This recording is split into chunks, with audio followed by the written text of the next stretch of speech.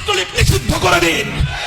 যারা আমার মায়ের বুক খালি করবে তারা এদেশের শিক্ষাঙ্গনগুলোকে কসাইখানায় পরিণত করবে। আমার মায়ের সন্তানেরা পড়তে গিয়ে লাশ হয়ে মায়ের কোলে ফিরে আসবে। এমন ছাত্র রাজনীতি আমরা দেখতে চাই না। অবস্থা অনেকটাই এমন, আজ বাংলাদেশকে ভালোবাসাই সবচেয়ে বড় অপরাধে পরিণত হয়েছে। দেশের স্বার্থে কথা বলবেন, পিটিয়ে মারবে, অভিযোগ করবার কোনো জায়গা নাই। সংগ্রামী সাথী ও বন্ধুগণ, আমার কথা হলো এভাবেই অন্যায়, অবিচার, জুলুম, শোষণ, দুর্নীতি, জনগণের সম্পদ লুণ্ঠন ফিরিস্তি কয়টার দিব? কয়টার কথা বলবো? তানহামা দাগ দাগ সুদ পুম্বা কুজা কুজা নেহাদ, সারা শরীর ক্ষত বিক্ষত, মলমার পট্টি আমি কয়খানে লাগাবো? এভাবেই চলবে।